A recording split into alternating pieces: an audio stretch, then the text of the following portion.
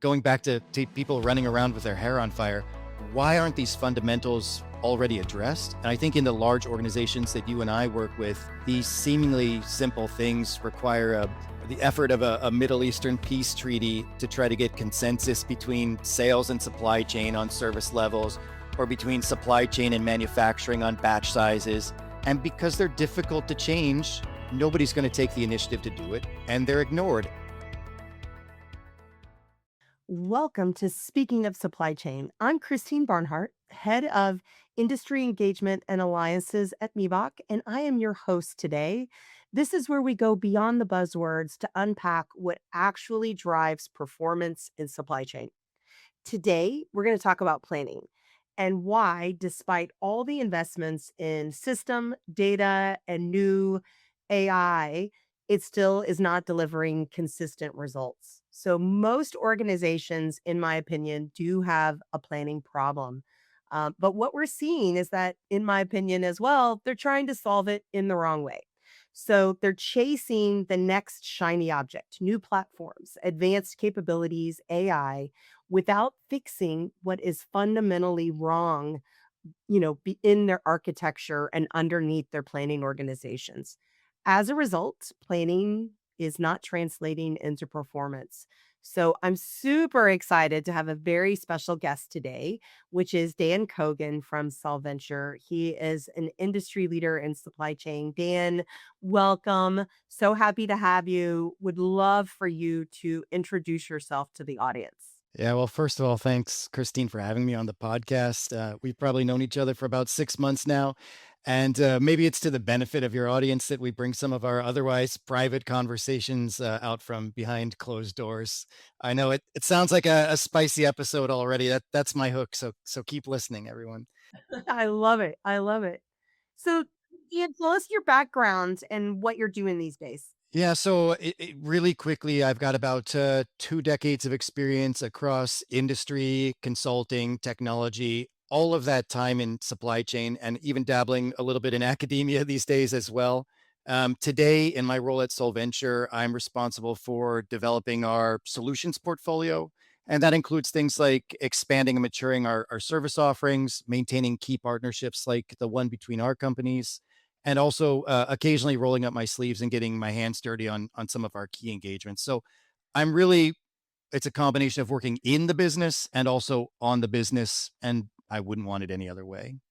I love it. Dan and I have kind of similar roles to some extent, but I think similar mindset. We're both Midwesterners, and so that you just never know where this I'm a conversation transplant. I goes. just want to caveat that. Really, where are you from originally, I Dan? grew up in Northern Virginia, Washington D.C. area, but I had Okay, to get away from the politics. You know me, I don't like politics. I love it. I love it. Just this past week, we published a blog on your behalf through Meebach that I think was titled "Do You Really Want an APS Upgrade?"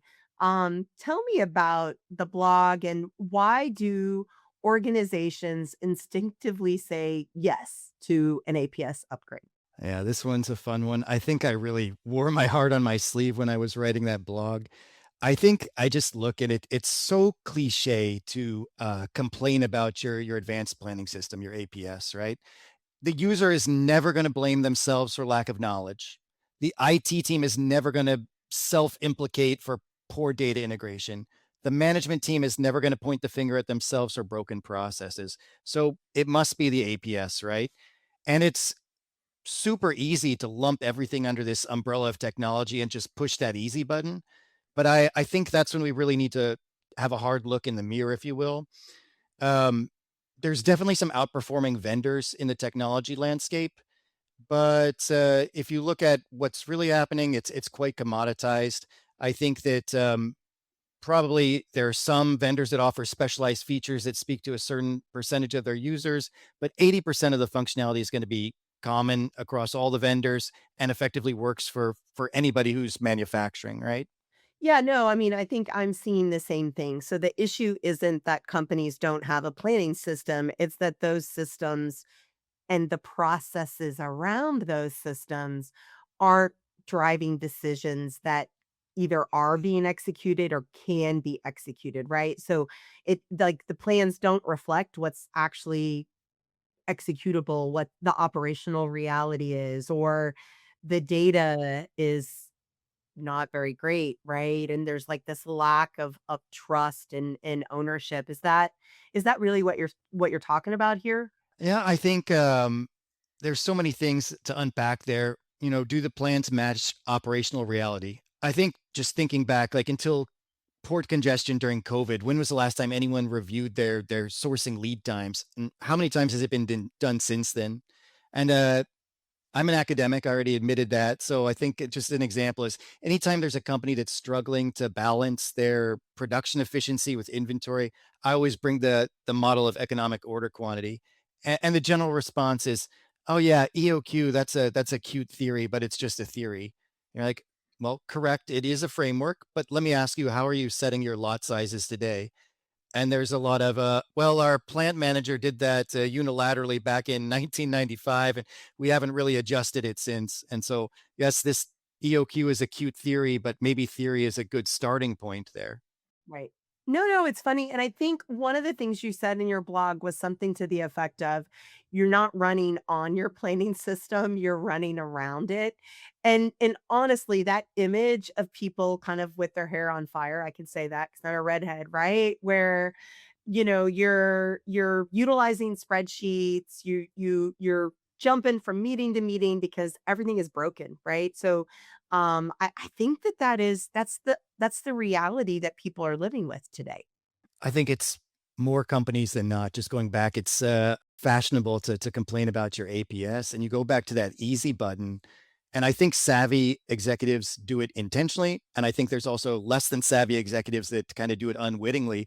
But there is a hidden benefit to lumping everything under that easy button of technology, and that's what the blog was about. I mean, and the benefit is twofold. One is you have this easy button sitting in front of you, and maybe it doesn't get pushed because it's lack of funding or lack of buy-in for an APS system. And then you have an excuse to continue with your poor performance, right?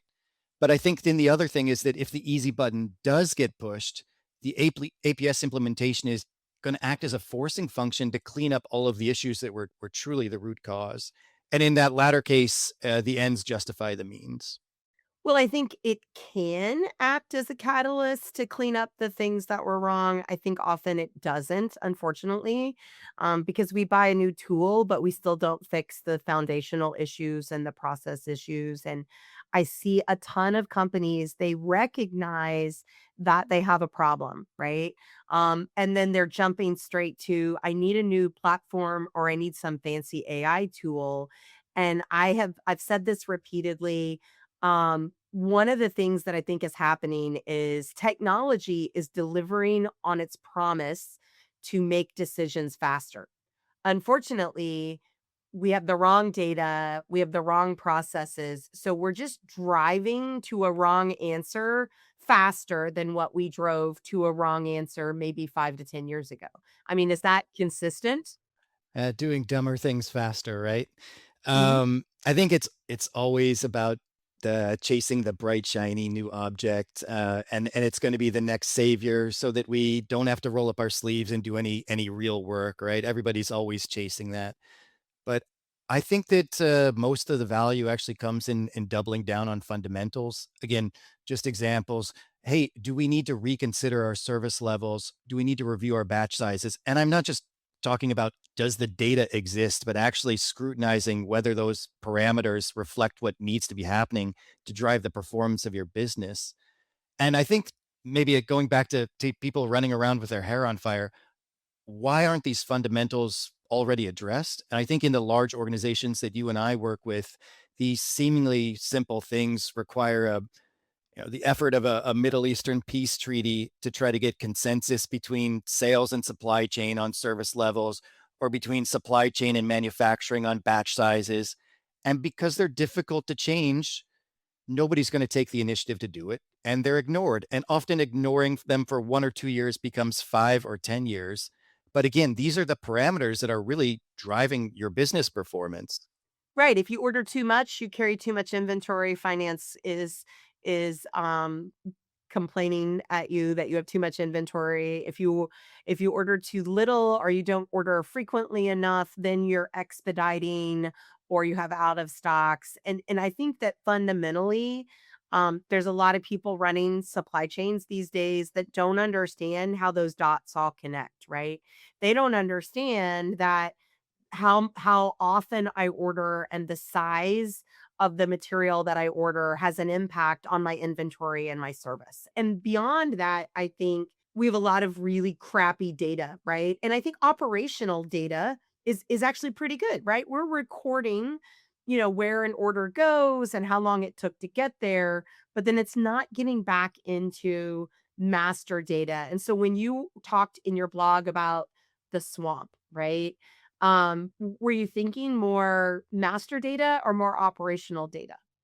Yeah, it can be both. It can be both. So the swamp analogy was about the APS implementation because again, it might seem like this so-called easy button, but you and I know, and others that have been through it before know it's anything but an easy button. When you start to consider, okay, all of the tribal knowledge or processes that need to be defined and also agreed cross-functionally, all of the parameters that need to be reviewed or captured if they don't exist. You're telling me I have to go out to all of my suppliers and get lead times for all of them? I've never had to do that before. All of the data capture and integration flows, the configuration of the system, the testing, the training, the change management. It's a swamp. It's not an easy button at all. But again, it's an effective forcing function that organizations can leverage to transform their planning. I was gonna say, I'm gonna be a little provocative, switch gears here, but I'm talking to you and you're way more provocative than I am most of the time. So, from my perspective, and I say this as, somebody that helped design and sell software, and now I work for a consultant, right? I don't think that what's missing is capability oriented. I think it's this concept of orchestration and that and I'm gonna define it, and then I'm gonna let you tell me where I'm right or wrong and help the audience understand it better. But I think it's aligning for me, orchestration is aligning decisions around demand, supply, finance, customer, and ensuring that the data is unified and continuously managed, meaning the data that I have in the ERP versus the APS versus maybe some customer fulfillment solution that's the same data. It means the same thing in all of the various systems, and it's continuously being reviewed, managed, updated. It's good. It's healthy data, right? And that we're connecting then these processes and these decisions across multiple horizons, and we're really linking planning to execution. So that's like 4 bullets, but really lofty, I think, this definition of orchestration.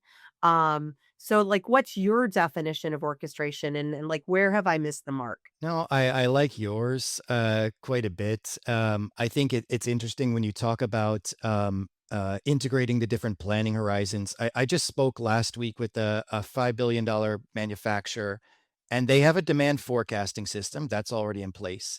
And that forecast flows into a rough cut capacity plan. It happens to be a spreadsheet. Okay, that's all right. But it dead ends there. So they have long-term capacity planning, but it doesn't translate to a master production schedule. It doesn't translate to material requirements plan. It's just orders coming in and being shipped out without any planning on a tactical horizon. So we like to say, yeah, every company is going to have sales and operations execution, right? If you don't do that, you're not in business. But I think a lot of companies have trouble looking beyond the end of their nose to have a true S&OP process or supply chain planning process that looks beyond the tactical horizon. And I think, okay, we can give it a bunch of different definitions. I think about like what you said about customers, suppliers, finance, right?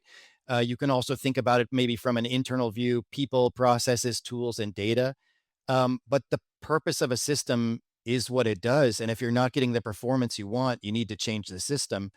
And in a successful transformation, all of those dimensions have to be reviewed and they have to be aligned and integrated. Exactly, exactly. And from my perspective, it's kind of this four-step process, if you will. I have to have data, right? And I have to trust the data so that the data can give me insights into what's happening in my business. And then once I have insights, I need to make a decision about how to react to those insights. And then I need to take action. And I think a lot of times what I'm at least seeing in terms of planning is uh we'll do a planning implementation. We clean the data. That's a big part of the process at the beginning. We got to get the data. So they've got the data piece. But then we leave the data and it gets bad over time. And then we have the action piece, which is the push of a button that says, okay, we're gonna take this action, but the insights and the decisions in between these are, like, completely disconnected and siloed. Yeah, I mean, you're right. The goal isn't better data. The goal isn't more training. Those are the means. The goal is better decisions and making sure that those are executed accordingly. And I think there have to be processes set up around the data and they have to be institutionalized. I think a lot of times people that are in planning roles have grown up through those roles. Maybe they grew up on the manufacturing floor and then became a supply planner. Maybe they were in sales, became a demand planner. Maybe they're fresh out of college.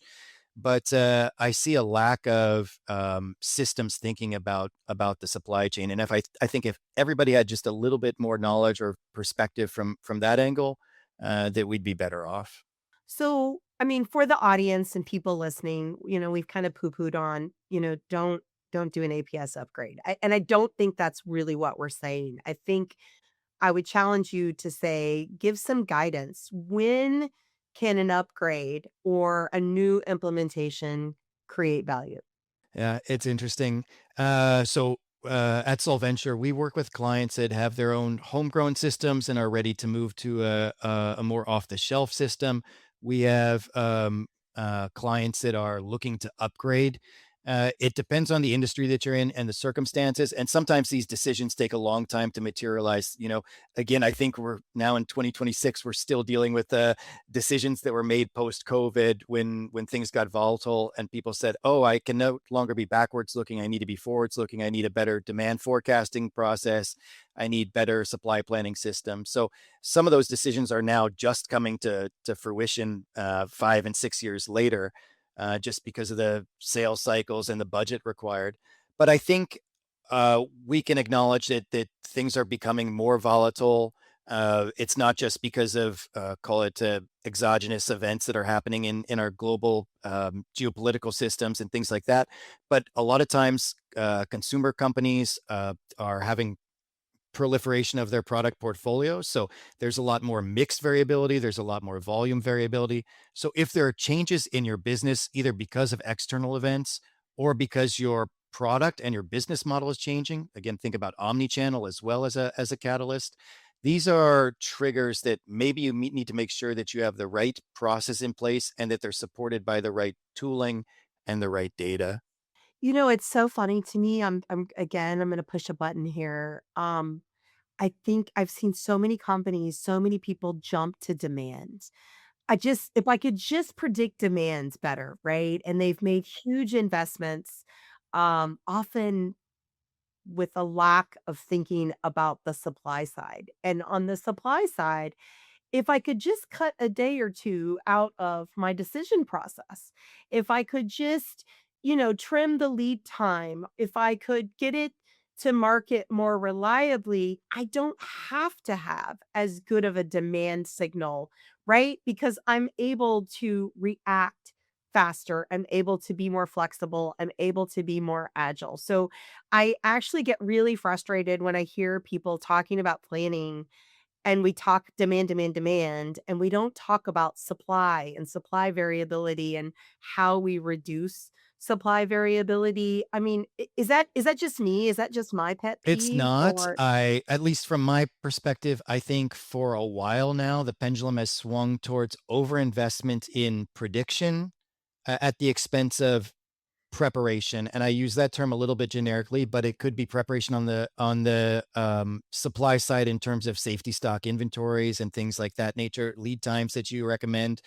Yeah, so I think we've headed a lot towards prediction. I think a lot of that is, again, triggered by vendors in the marketplace bringing machine learning and AI and new tools. So again, the bright, shiny object syndrome, everybody chases that for a little bit, but there's only so many dollars to go around. So it's at the expense of something else. And sometimes it's at the expense of critical thinking, right? You might not even need better or new tooling to do your supply planning better. You might just need to revisit those planning parameters.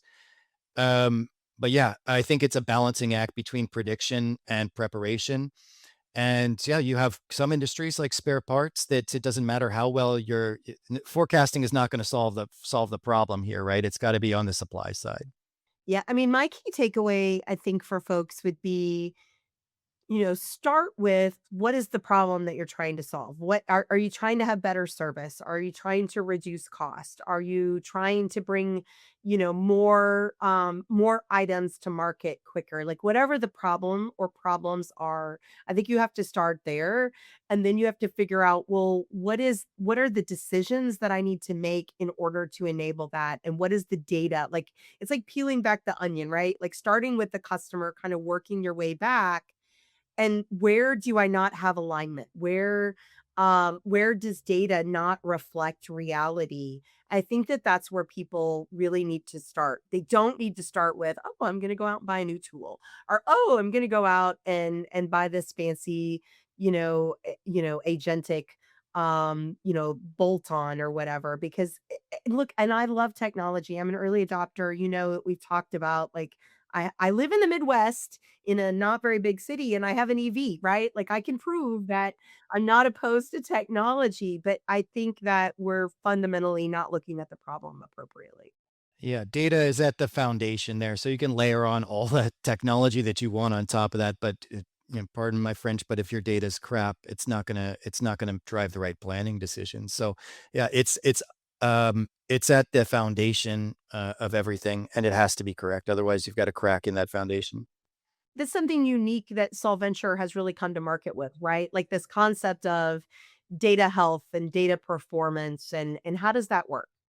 So it's always interesting, you have a boutique consultancy and they start to do APS implementations. And one of the first things that you realize repeatedly is that data is always going to be an issue. This isn't going to surprise anybody. So then over time, you start to develop your own internal processes and templates for harmonizing data. And after seeing so many use cases across multiple APS implementations, multiple ERP systems, multiple industries, you're able to begin to templatize the process. And then you templatize it to the extent that you can productize it and have an off the shelf piece of software that helps accelerate time to value. And so that's what Solventure has done. We have a suite that's Solventure Perform. It has multiple modules. One of them is data orchestration. And as you suggest, another one is data quality. So once we have all of your data in a data hub, we can put a layer of intelligence on top of that, which is data quality, and start to detect all sorts of referential integrity errors, values that don't make any sense, and apply all sorts of business rules that we can then bring up to the user before it actually enters the APS and causes problems. So we use this during the project phase, but also post project as well. It has alerts so that users can continue to see the health of their master and transactional data and correct issues in real time before they become a problem.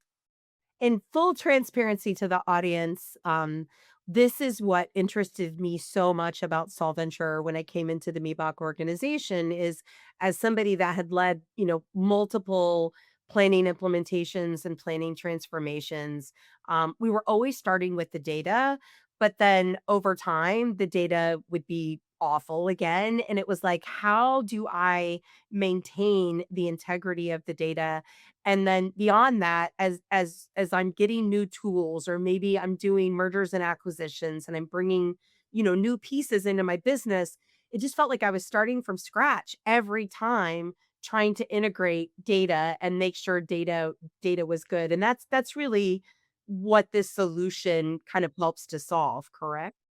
There's truth in data, right? And so I just mentioned during the project implementation and post project, but I'll actually back it up and say pre project, a lot of customers or prospects are nervous about doing an APS implementation or upgrade because they really don't have a bearing on the health of their data. They know that it can be a complete showstopper, and they don't want to start the train rolling if they know they're going to have to stop it. So the same technology that we use during the project, we can bring in ahead of the project and do a feasibility assessment, a data scan, and understand how complete is your data set that you need for APS, and where are the gaps, and we can help you prioritize those gaps so that you can hit the ground running when you are ready to start the project. Yeah, it's really I mean, like, for me, it's really exciting. I love this concept of a canonical data model or a unified data model and then, really moving from if I'm lucky, once a quarter, people are looking at data to this really being more real time and serving up, "Hey, planner, look at this, you're not this is not planning appropriately because the data is wrong." I just think that that is so The exciting and reason we're able to do a canonical data model is because, again, at the top of the show, we talked about how probably 80% of APS systems are common, right? So they're all going to require lead times. They're all going to require quantities, et cetera, right? That the model is not that different from vendor to vendor. And then also, we've now worked with enough ERP systems that we're able to develop adapters from those respective ER systems to our canonical data model, and then back out to whatever APS system you've chosen as well. as opposed to an implementation where people are building point to point connections. Yeah, we've probably bypassed this whole ad hoc and customization thing and moved to a pre-built solution, again, under the premise that we can help accelerate your time to value. I love it. I love it. Like I said, for me, super exciting. I love that we have formalized a collaboration and that, Solventure and Meebach are really, I think, both invested to help our customers and help the market really understand that there's a better way. And look, by the way, I don't know that you and I are that novel. Like I've been listening to thought leaders like Laura Sisiri, like Bram. They've been talking about this, but it feels like now the market is more receptive than maybe they understand more than maybe where we were 5 years ago. Yeah, I think there takes a lot of beating on the drums to make people pay attention. But yeah, thanks to people like Bram and Laura Cesare that people are starting to listen. But again, these things take a long time to change. Yeah. Okay, so this has been wonderful, but unfortunately, we are kinda out of time. But I'm gonna bet there are people out there that are like, "Ooh, Dan, I really wanna talk to you and pick your brain." So what is the best way for them to do that? Yeah, absolutely. I'm a fiend on LinkedIn, so find me on LinkedIn. Happy to connect. Happy to talk to all of you. Yeah, I'm similar. LinkedIn is probably the best way to get a hold of me. Be patient. It like I travel to a ton of conferences and I'll get like a big slug of LinkedIn messages. If I haven't responded, feel free to ping me again. Squeaky wheel gets the grease to some extent. But you can also find me upcoming at the Gartner Supply Chain Symposium in Orlando. I will also be at Coupa Inspire in Vegas and at Home Delivery World in Nashville. Because I love to be on the road and I You're don't have any everywhere. kids. I know. Well, like I had my kids early, so How do you it's an avoid the paparazzi? uh, I wish I had paparazzi. I would love that. Don't I feel like that'd be a good thing for me. So, before we wrap up, I want to thank our program sponsor and my employer, Meebach. Meebach is a global supply chain consulting and engineering firm focused on helping organizations improve service, optimize working capital, and drive measurable performance across the end-to-end supply chain. We cover everything from strategy and planning to just general transformation through execution in manufacturing, warehouse, and distribution. And we work with clients to really turn these supply chain decisions into real business outcomes. So I appreciate everyone joining us. And I look forward to seeing you next time on Speaking of Supply Chain.